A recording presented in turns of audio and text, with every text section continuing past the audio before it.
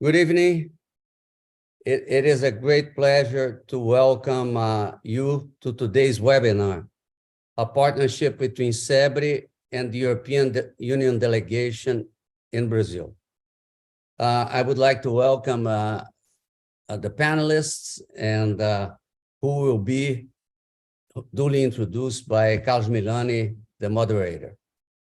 CEBRI has had a long-lasting partnership with the European delegation, which, together with the Konrad Adenauer Foundation, co-organized the Forte de Copacabana International Security Conference, an event that fosters the dialogue between Europe and Latin America and promotes reflections on the cooperation between Europe and Latin America.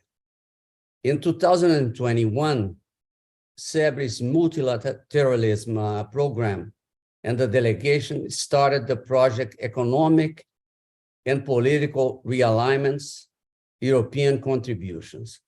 This is the fourth and last webinar of the CEBRI European Union delegation project and focuses on sustainability, more specifically, circular economy. The previous events had topics like environmental multilateralism, the strategic autonomy of the European foreign policy, the perspectives for Mercosur-European Union agreement, and those events are available at CEBRI's website for those who are interested.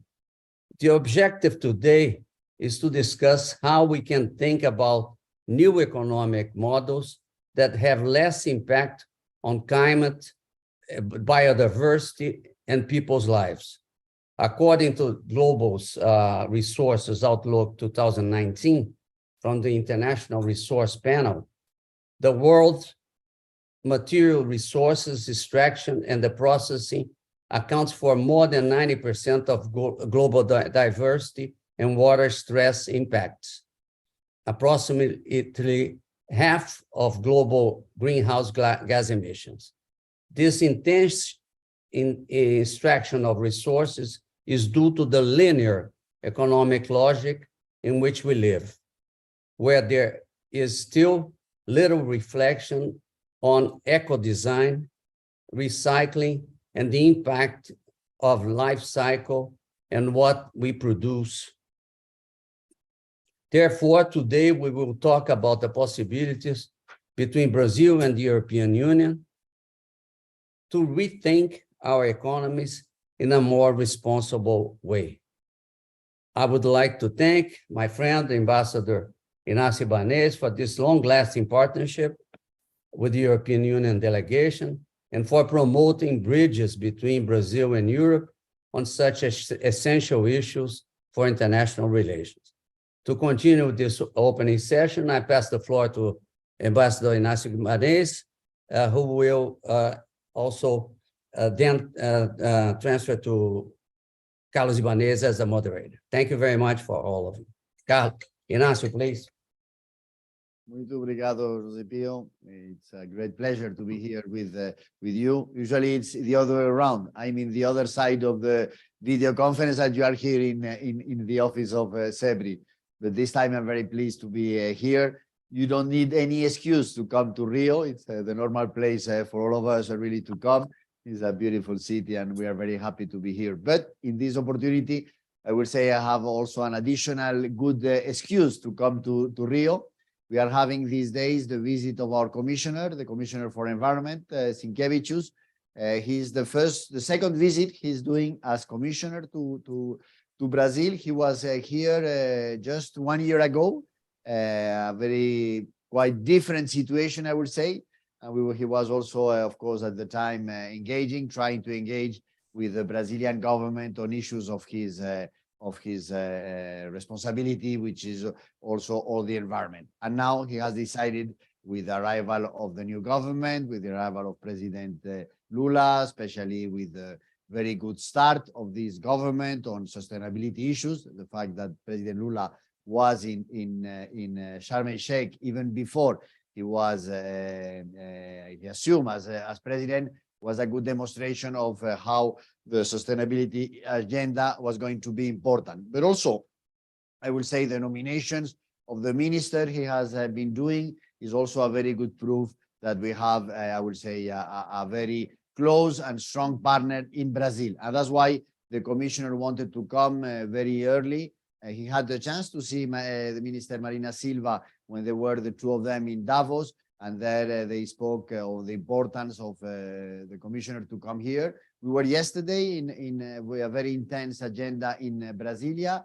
We had the chance to speak with the vice president. As you know, he's also the Minister of Industry, and he's also having created a secretariat especially for the green economy. So we had good discussion with the vice president. We also had, of course, excellent meeting with Minister Marina Silva, with the president of BNDES, speaking among other things about the Amazon Fund, which is something that we are considering from the EU point of view. He also saw, of course, Minister Vieira, and we saw the very clear engagement of Brazil back, I would say, to the international community on the defense of the international work, and especially the multilateralism. And also, we have decided to complement this visit of Commissioner Sinkevičius here in Rio, and we have been engaging with the governor here in Rio, because we think it's very important, the work of all the governors all around the country. We saw this especially in the previous administration, that we had, I will say, to put it diplomatically,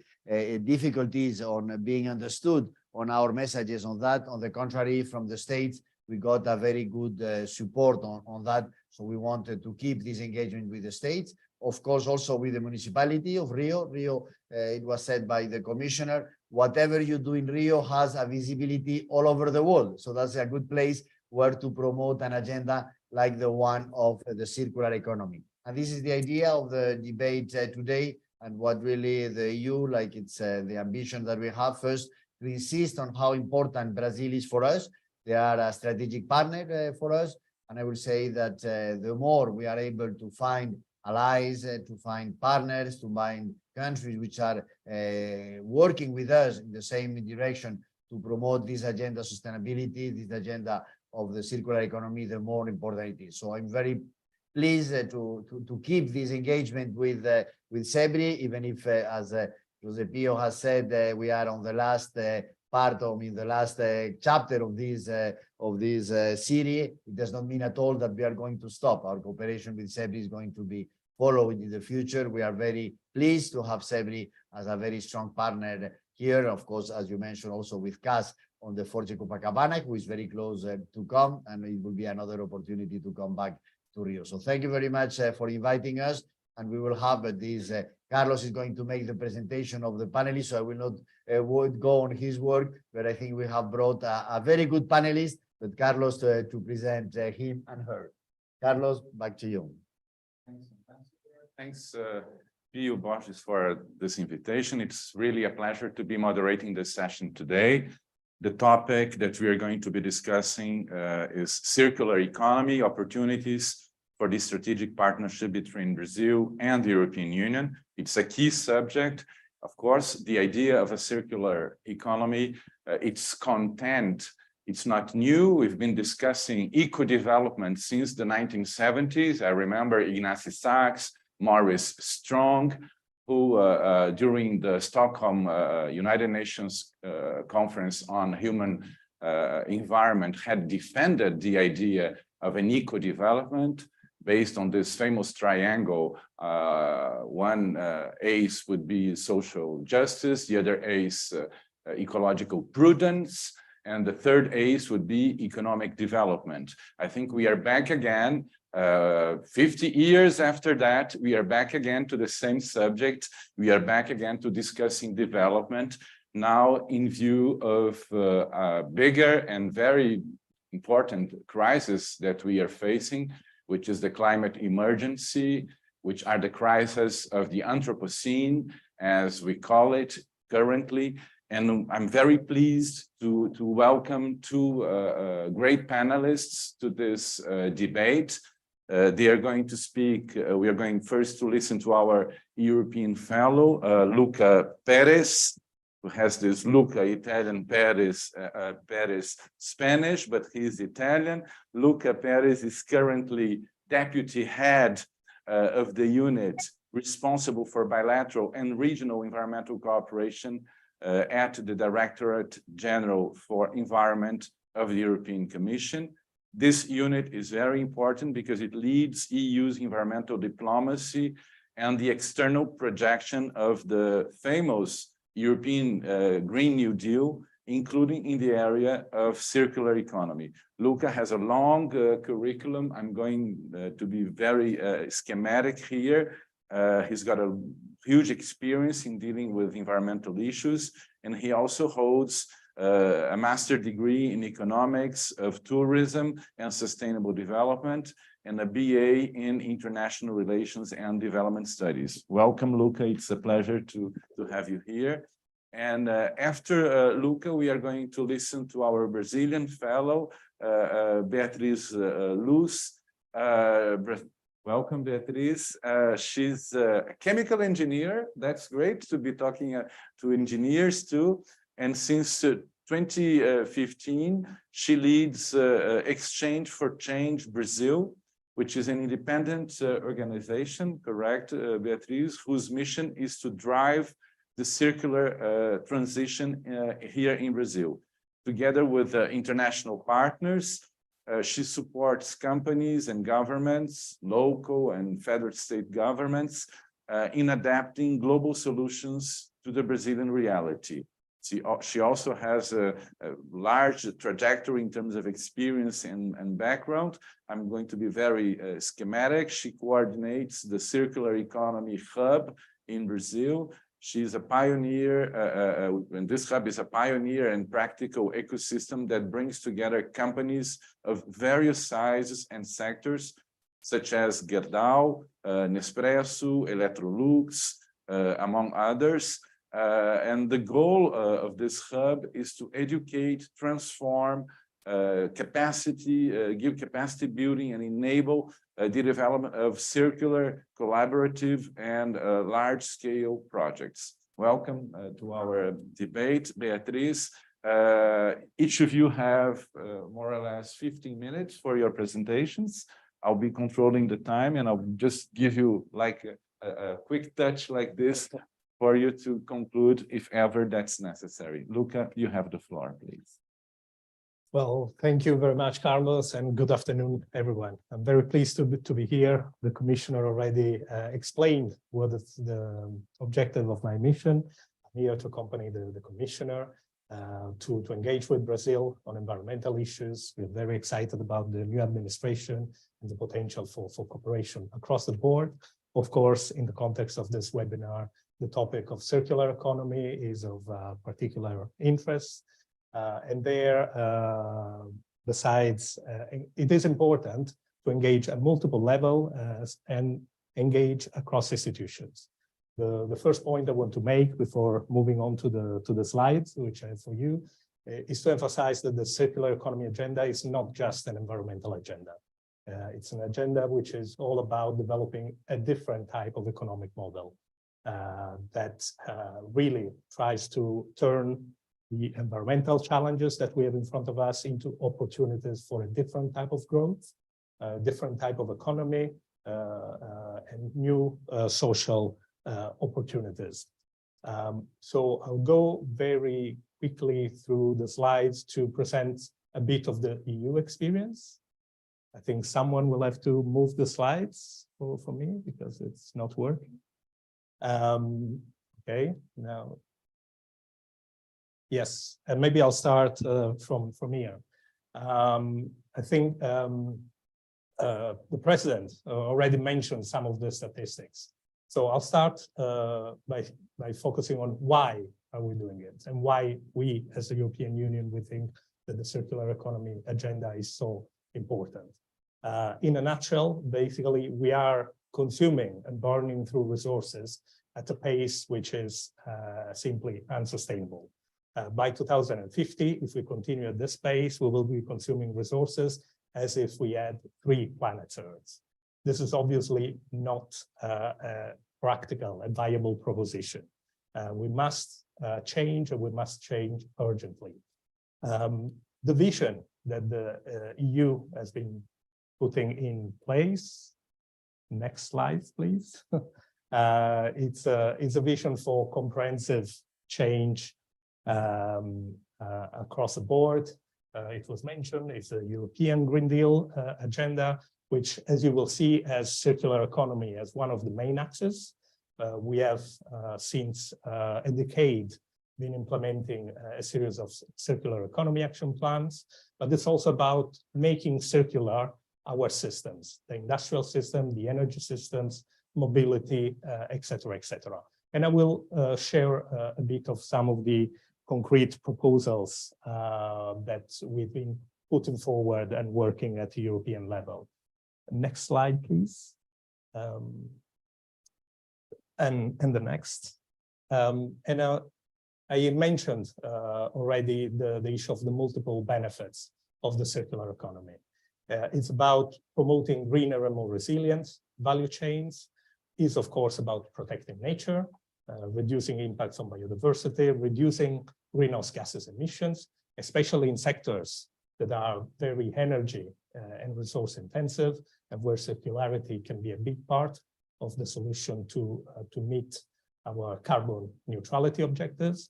But it's also a huge opportunity for a different type of economy. Job creation, decent jobs, labor-intensive sectors such as recycling, waste management, various forms of innovation. And of course, it's also about human health, because by reducing waste and pollution, you can really address some of the most important environmental determinants of health, which are often underestimated and undervalued. Next. And the next. So the latest EU Circular Economy Action Plan is a comprehensive package that really cuts across the board. You can see it in the slides. It's a series of 35 actions that start from the design of the products, where actually you have 80% of the impacts that are generated. It's when you design the product that you're already determining its subsequent impact, up to the way you manage the waste and end of life of products. And this with the critical question about what to do with these products, how to make them more easily recyclable, reusable, so that the resources that have been used to produce them can re-enter the economic cycle and their value can be used for longer. Our new Circular Economy Action Plan, which is not so new anymore, it's focused on three main pillars. So the first one is sustainable product policy. It's all about eco-design. I will go into some details later on. It's about working on key supply chains. Again, from upstream to downstream. The key focus that we have identified at the level of the European Union are those in the slides: electronics and information technology, batteries and vehicles, packaging, plastics, textiles, construction materials, and of course, agri-food. And of course, waste management is still probably the first step in a circular economy. And you still have to be able to collect, recycle, and create markets for secondary raw materials that can, let's say, fuel the chain and the economic value. Next slide. I will spend a few words on plastics. I feel the subject is very well known across the board. It has been very much the focus of attention. This slide is just to mention that action on plastics is not only about, for instance, banning plastic bags or banning single-use plastics. What we need is a more comprehensive agenda. At the European level, we have adopted a plastics strategy, which really tries to make the whole sector more circular, including by addressing a number of key challenges, such as packaging, waste, the issue of microplastics, which is probably still under the radar in a lot of places, both intentionally and unintentionally released microplastics, and then the issue of bio-based and biodegradable plastics, which tend to be seen as the silver bullet, the solution to the problem of plastics, but which requires more careful consideration. And I will come back to it later on. Now, what I want to mention is that, of course, we are very much in the implementation phase.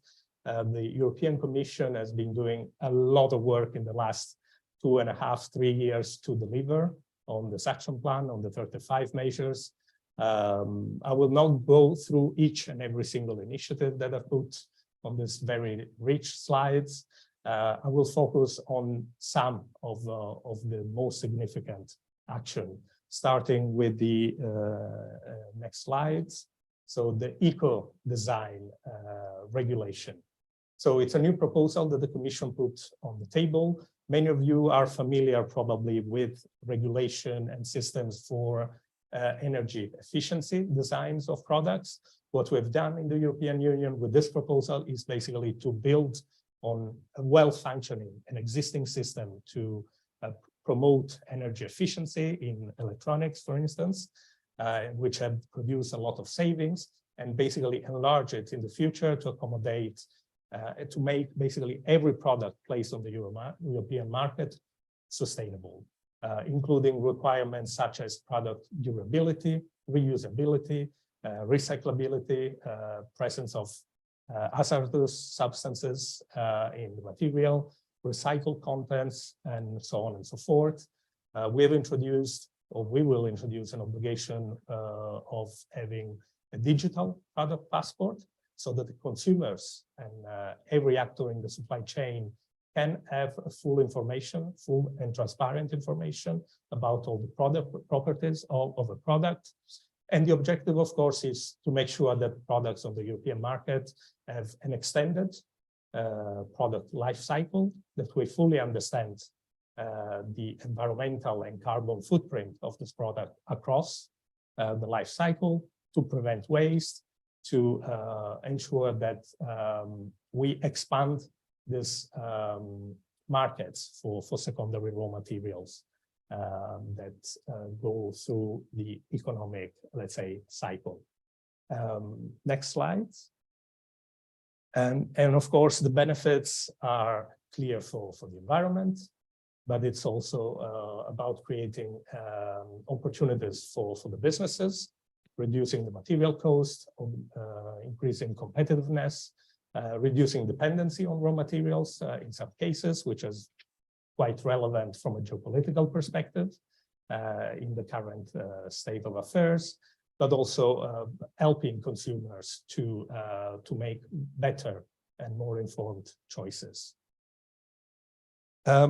One specific sector of focus where basically the eco-design regulation will start to apply is textile, which is often not fully understood in its full impacts.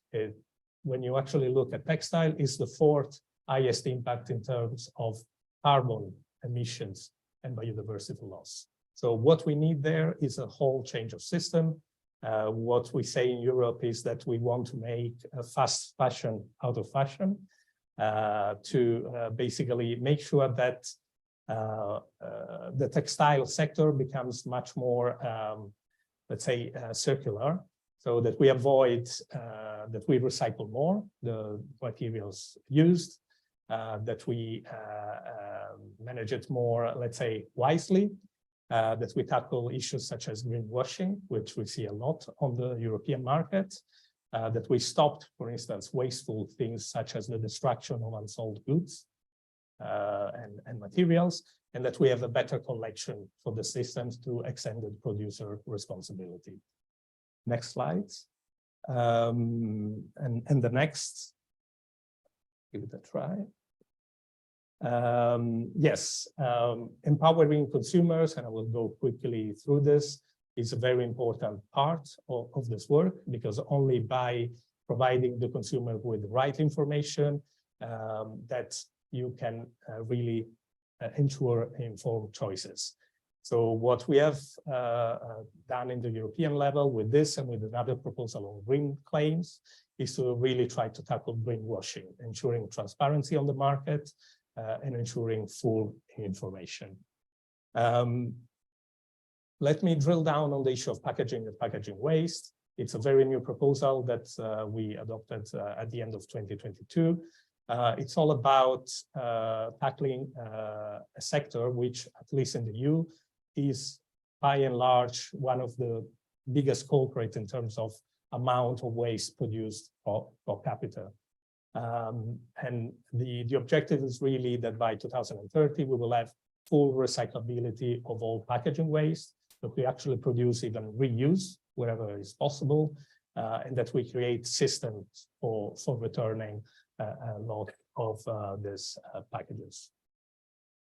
Bioplastics, as I said, we will be regulating in the future on the subject, but we have produced a policy document which provides guidance to the private sector, our member states, flagging a number of key issues related to bio-based, biodegradable, and compostable plastics. As I said earlier on, not a silver bullet to the issue of plastics pollution. It really much depends on the products and the specific properties. It depends on what type of materials are being used for this. Let's not forget the experience we've had with biofuels and the competition with land and food for this type of materials. So it's important to be clear about which uses are more suitable for the bioplastics and being fully transparent about the real properties, the real level of biodegradability and compostability of this product. So for this, at the European level, in the future, we will work on setting up certain standards and transparent communication. And getting to the end of my presentation, there should be one more. Yes, about the international dimension. And this is where I really want to look forward to discussing with Beatrice, and of course, with the audience about the opportunities for cooperation between the EU and Brazil. I mean, of course, we have an EU agenda domestically, but we also have a global agenda, which is about tackling plastic pollution, is about reaching SDG 12 on sustainable consumption and production. And it's about promoting a different type of international flows and trade. And from that point of view, on the European side, we are very much open and interested to engage with partners across the world. And I should say that we have found some of the greatest partners in Latin America, both working at regional level, but also in a global context. I'll mention Colombia, Chile, Peru, among them. Mexico as well. So far, Brazil has been lukewarm on the circular economy agenda, at least at the federal level. We are very much looking to a step change in that direction. We see great interest from the Ministry of Industry, which is the right signal, I would say, as I said, because this is not only a business for Minister Silva or the Ministry of Environment. It's an agenda that needs to cut across the government. So with this, I close my presentation here, and I'm really looking forward to hear from you also. What should be the priorities for our cooperation with Brazil on this agenda? Thank you, Luca. Thank you for keeping with the time. I'll give immediately the floor to Beatriz to speak for roughly 20 minutes, for 15 minutes. And welcome, Beatriz. Well, first of all, thank you very much for the invitation. And so sorry for my late arrival. I was in another meeting organized by the European Union for the same reason. I'm extremely honored and pleased to be here listening to our colleagues and seeing the potential priority now and the change of Brazil for us to encourage this discussion about the circular transition. I've been working since 2015 with a mission to encourage the transition in Brazil. So I will bring some elements of this Brazilian circular journey in line with what Lucas has brought to us. I read the action plan a few times. I have used as material for my students. So I was very pleased to see that the speed of the things that are happening in the European Union. And the first message for all of us here is that quite often people say, oh, it's going to take ages to get to Brazil. It's going to take 10 years. We don't need to worry about. But now the world is completely integrated and global. And I frequently keep updating the timeline, you know, with the European Union and the Brazilian timeline. And we're moving very, very close to the pace of Europe. So it's a great timing now to have this formal EU-Brazil initiative, because we can really, and I wrote your sentence, be a step change into the discussion to bring and strengthen the public and private discussion. So I will start highlighting some landmarks for Latin America. So you mentioned at the end of your presentation that the Circular Economy Action Plan is a plan for Europe. But one of the chapters is especially dedicated to say that if the European Union is not going to be successful if they don't create this agenda in a global level. So there's a lot of initiatives and actions planned for Africa, for Latin America. One big initiative was to create a global coalition. And 1 year later, a Latin America and Caribbean Circular Economy Coalition was created. This was in 2021. And in 2022, last year, we had a vision. This Latin America Coalition created a vision for Latin America for circular economy that involves biodiversity, that involves the social aspects and climate change, and a lot of mention about partnerships and integration. So yes, the agenda is here. It's important for us to get involved. And I will share with you the 3 main points that I've learned with this journey. So I decided to move from the corporate world after I've been in touch with a lot of clients in Europe. I was working for the plastic industry, going around Europe, demonstrating the bioplastic from Braskem and the potential that we had. And the clients were telling me, okay, you have a great raw material, but what happens next? What happens with the packaging? And it was there that I've kind of understood the need for the circular mindset, the systemic view, and especially the role of an independent body. So this was what made me transition to my new entrepreneurial, journey, to be this independent body, independent organization that could speak with a lot of stakeholders, public, private, different materials, because there's not just one material. And I have to mention Victoria here. She was one of the first person that I spoke when I had this crazy idea to leave the corporate world and decide to go in this mission to accelerate circular economy in Brazil. And so I brought some slides to highlight the 3 key steps, the 3 learnings. So the first one, you can go to the next slide.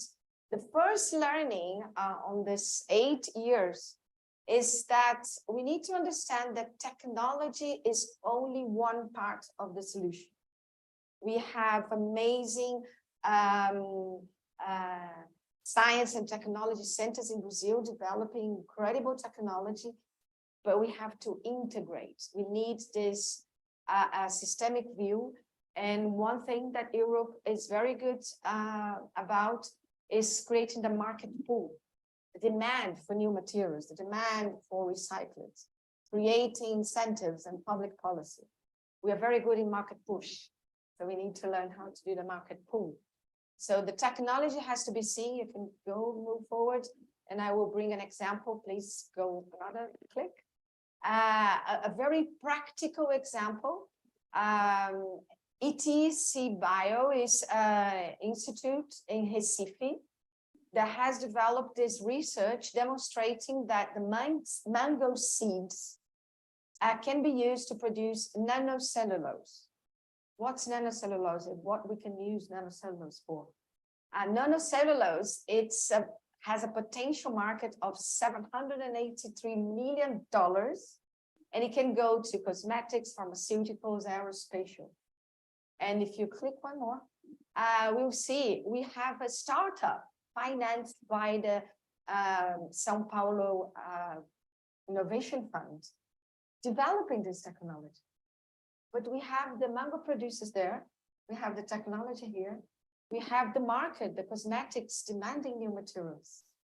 It's everything there, the technology is there. So how can we bring all of this together to create the circular solution? So integration, partnerships, collaboration, that's why we talk a lot about collaboration. And that moves us to the second learning, which is about creating an environment to connect all of these stakeholders. Something that we've also learned from European Union, the role of a transition broker, of an independent organization or individual that has the knowledge, has the information, but has the ability and the skills to inspire, to bring people together. So the plastic sector might have a challenge that can be solved by the construction sector. You know, we lose 40% of the mango production left on the floor. And we could be producing nanocellulose for Europe. Shall we work out how to put together this project? This could be a strategic project for us. Yeah. And so we, in 2020, we came up with this idea of having a circular economy hub, very much based on the coalitions and the hubs that we were seeing in European Union. And the idea is to bring, you can click more, and I think we'll see more information there. You know, the companies, they are involved. The idea was to bring together companies from different parts of the value chain, different sectors, and the hub could act as a facilitator. So one simple example, Electrolux produce white goods, and they need to be recycled. And Gerdau is a big steel manufacturer that wants the steel waste. So we realized in a certain meeting that they both wanted the same thing, but they were not talking to each other. They never saw the potential for working on this solution together. And this is what the hub does. You know, we bring this model of a pre-competitive advantage, and we demonstrate to the companies that we can work together to share risks, to share investments, and to share results.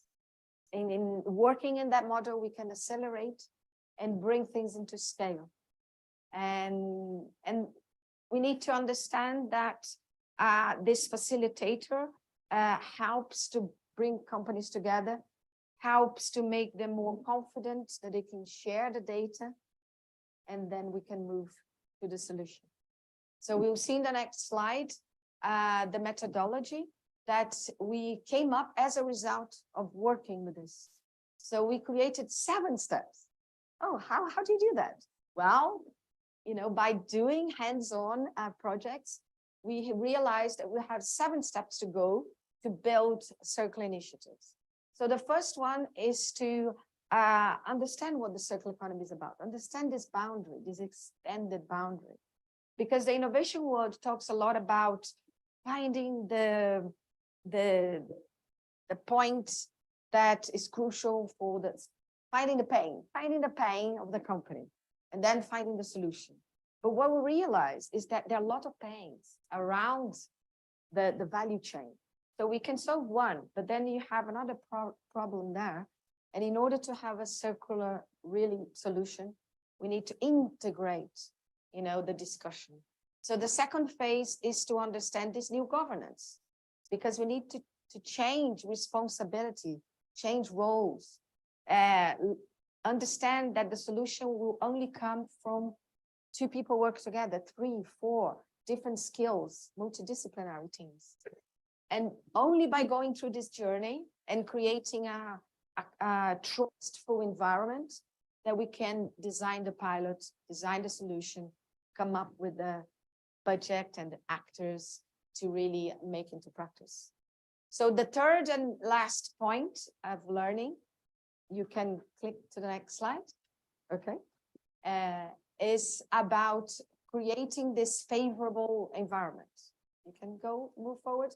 So we need, as Lucas said and Ignacio said, first we need a political base, public policies, but also changing the habits and the attitudes and the behaviors of the society as a whole. So we need new rules, new values, and a new economic equilibrium. So this is Jacqueline Kramer, former Minister of Environment from the Netherlands, and she has been an inspiration for me since I read her book. The Netherlands set up a vision to be totally circular by 2050, and she was the one there for 4 years trying to make it happen. And she realized we need this system orchestration. We need the academics discussing with the industry and the societies, creating a market pool, and therefore we need this transition broker. So finally, to finish what I wanted to say, circular economy, you cannot do it by yourself. We talked about design and performance. We cannot leave things, hanging around. We need to think of the use phase and the post after use phase. So we cannot design anything anymore, just thinking about the use phase. And by using recyclates and secondary material, the product has to be beautiful, has to have performance, have to be desirable. So design and performance is the first step. Establish partnerships, doing together, and generating value. So circular economy is about creating and maintaining a new, different value and purpose for products and services. So this is what I wanted to share with you, and happy to come up with a discussion here, how to move even further. Thanks, Beatriz. Well, we can now have some space for a debate here with the audience. I will just kick off the debate asking one question to each one of the two great panelists that we've just had. The first question that I'm going to ask is going to be to Luca.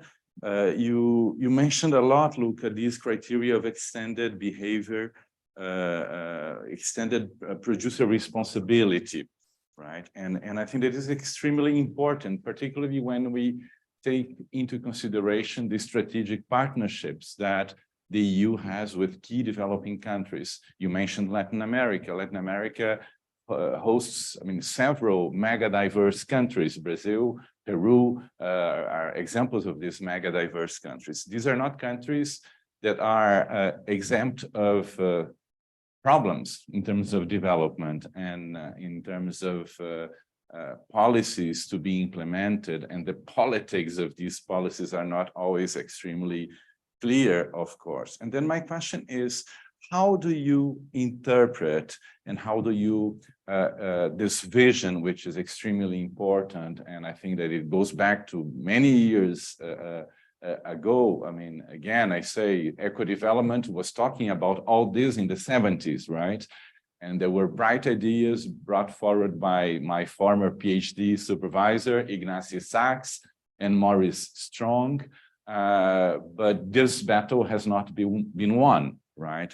And then from the programmatic narrative from the European Union, how does it trickle down to the actual behavior of both member states and key European countries, not only within the European context, but also in the context of these key developing countries where the European Union has strategic partnerships? For example, how will these corporations from Europe behave in Peru and in Brazil when it comes to circular economy? How do you trickle down all these narratives and these programmatic goals into the actual change of behavior of economic operators?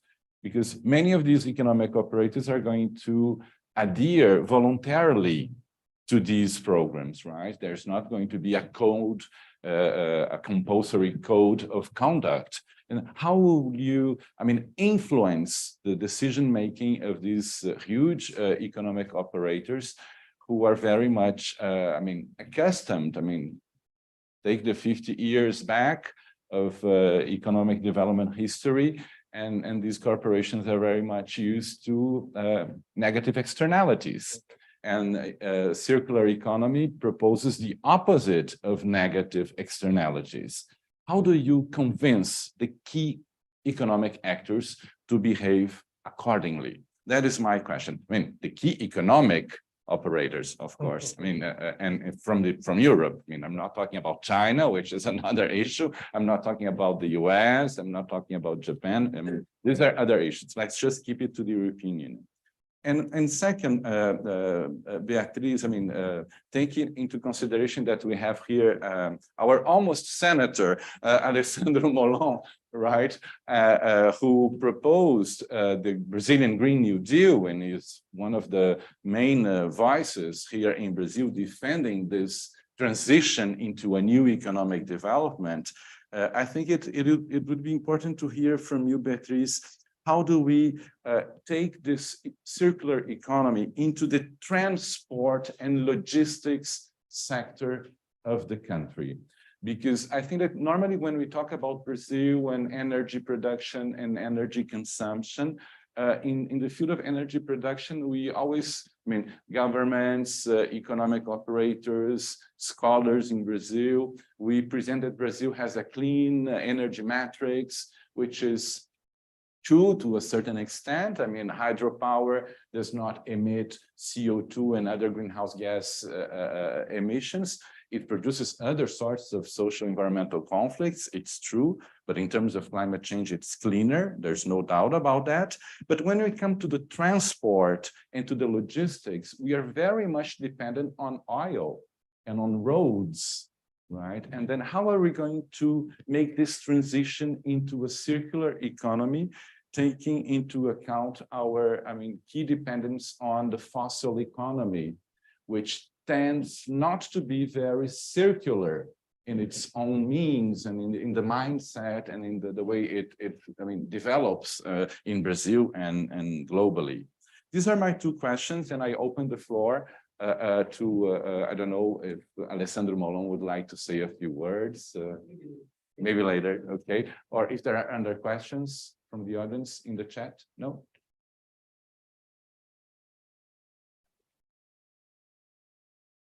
Please present yourself, right? Say where you come from and ask your question. Hi, I'm Lucas, former Secretary of Environment of Rio City Hall, local government, and current Chief of Staff of Mayor's Executive Office. I'd like to ask, what is the role of local governments in the circular economy? Because waste management is very local, very municipal, everywhere in the world. And we have a public company here in Rio, very well known and famous, and it excites people. It's very special to Rio itself. Conlubi, our public-owned company of waste management, it's an asset of the city. How can we say that circular economy is part of their job and not part of the very ending of it, philosophically speaking? What is the role of local governments considering that waste management is very local itself? Thank you. Thanks. Yes. Yeah, let's go. Let's see Luca and then Beatriz. Where do we start from? Okay. You can start. No, thanks. No, thanks for very interesting questions. So on your first question about this global dimension, of course, I mean, in Europe, we can regulate. And of course, regulation is a big part of the problem. We have a big part of the solution. Of course, regulation needs to be enforced. And a union of 27 member states enforcing regulation is not always easy. But let's be clear, the transition to the circular economy is not only about regulating. It's about, as Beatriz was saying, creating a different type of mindset. It's about creating networks. It's about coming up with innovative solutions and business models. And in fact, what we have done at the European level is not only, of course, to legislate at the federal level, but also very much to encourage partners to work together. What we have established is, for instance, a European circular economy stakeholder platform, which is precisely this forum where people from different sectors, different level of governance can come together to share experiences, debate solutions and problems, and actually make connections that can help move the agenda forward. Of course, the key principle is that the circular economy cannot happen on a micro scale. It cannot happen at the European level only. It has to be a global transformation. And this is why we are so keen to work with partners. And the economic rationale of the circular economy can only be reinforced if all applicable trade flows are, let's say, involved in the transformation. I think something which I'm relatively proud of at the European level is about the influence that we can exercise, being one of the biggest consumer markets in the world. We tend to see, let's say, what we call the Brussels effect. We have seen it with various policy areas, be it environment, be it privacy, data, etc., GDPR, that once you create certain standards and economies of scale, then economic sector find it easier to comply not only for a given market, but to apply the same standard, the same policies in their global operations. Of course, there must also be policies at the local level, at the national level, that enable and facilitate that.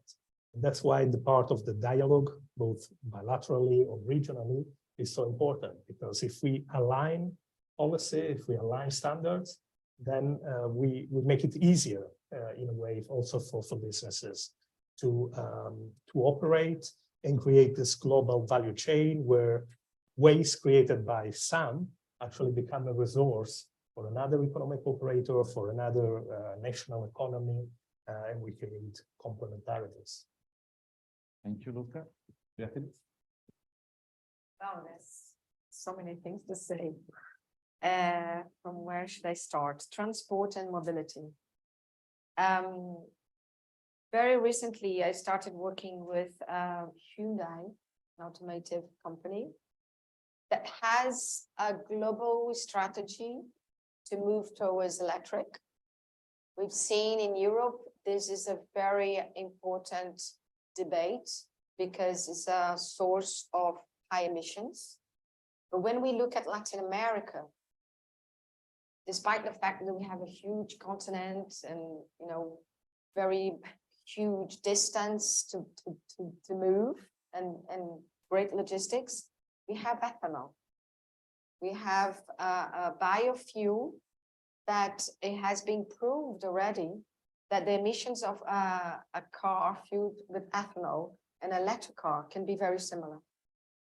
And in terms of moving completely to electrification, it's not just about producing the car. It's producing the car, all the connections, the infrastructure, and it's a huge systemic change. I've just finished a project led by and commissioned by the UNEP Finance and the IDB Invest, which was focused to study how we could finance the transition to Latin America, the transition to circular economy in Latin America. Victoria was also part of the project team. And we learned a lot from Europe, but we realized that a lot of things, when you show the action plan and the targets for all the sectors are the same here and are arriving here very quickly. And we have global companies that have to meet their targets. So this discussion is already happening right here, but we need to adapt to the Brazilian reality. We need to look at recycling, waste management. What's the role of the local government, my friend? What's the role of the local government? Educate, engage, and inspire. So the local government could create an environment to bring private companies together, to educate the society, to be the trigger for the change. Because as we've seen, it's not a job of one company. It's not the job just for the government. It's not the job of the society to ask for new products. A lot of things has to happen at the same time. And we are very good in thinking step by step. This comes first and then second and then third. No, for the circular economy to happen, a lot of things has to happen at the same time. So we need new public policy. We need infrastructure. We need inspired people. What we've learned from European Union, the organizations already believe in the change and the need. So they get together to work. They don't know how to do it, but they know that they have to draw a different path. So I think that's one of the things that I want to say. Oh, lastly, perhaps we need to change the mindset when we think about waste management, not seeing as a cost, but seeing as an investment for a new material that will bring value for products and companies. So this is the switch that we need to make. Not think about cost, think about investment. Thanks, Beatriz. Thank you, Luca. This is just a first step. It's a first step to bring circular economy into CEBRI. And I think that CEBRI should be part of this circular economy too.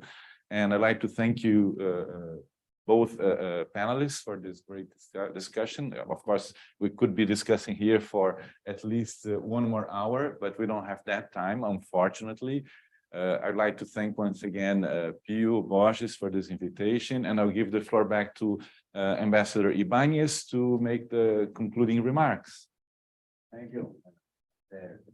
Make remarks around the table. No, it has been a pleasure, and I have learned a lot, of course, about that. But I think that this message that Beatriz, but of course also Luca, have passed at the end is an effort that we need to go everybody together, and at the same time a lot of things have to happen. It's not something that you do that is put it very clearly one thing and tomorrow you do the other one, because you have to do it all together. And I think, and this is one of the messages that I would like to pass, and I think that it's important to say that our perception from the EU is that Brazil could be an excellent partner on that. This is an effort that we are doing, and this is part of the visit that we have, the commissioner has been doing here, of course, to engage the federal government, to have this political approach and this, but also at the same time that we engage with the federal government. For us, it was very important, and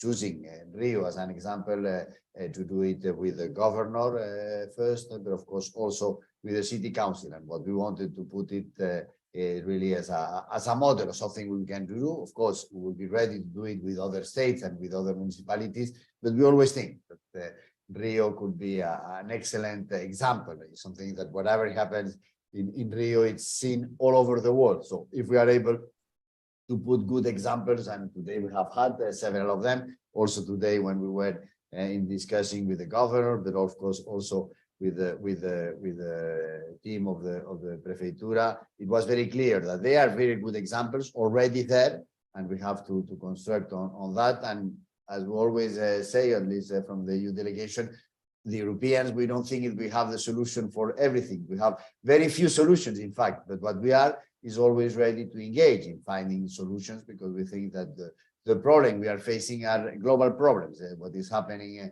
in Europe, it's happening also here in Latin America, and the way we try to solve them, it's very important to hear, especially for partners that we do, like is the case of Brazil.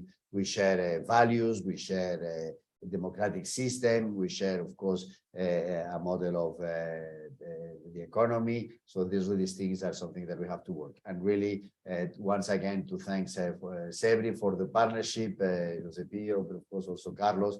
It's also really a pleasure to keep working with you. And of course, we are going to keep this cooperation looking to the future. I don't know if Jose Pio, you are the best one to close really the event. No, not really. Well, I would like to thank Beatriz and Luca for the excellent presentation and discussion, Carlos Milani for the moderation, and of course, my friend Inácio Ibanez. As you mentioned in your opening remarks. I mean, this is, I believe, the fourth or fifth discussion that we had. But there's an urge to continue that. And one of the subjects that I would be very curious to discuss would be the question of energy transition in Europe. What happened after the war in Ukraine? Of course, the first step was to move back a little bit. Some coal-fired power generation plants were reopened, but my information is that some countries are stepping ahead and they are moving faster towards a lower carbon emission, and this would be something that would be very interesting. I think many of our associates are very interested to know more about it. So there's a lot to discuss. I mean, I'm sure our association and our partnership with the European delegation, it will last for many, many years, as it has been happening before. And Inácio, thank you very much. And I hope to see you soon at the end of this month at the Forte Copacabana conference for sure, but maybe before that, okay? Thank you all for participating. Thank you. Yeah.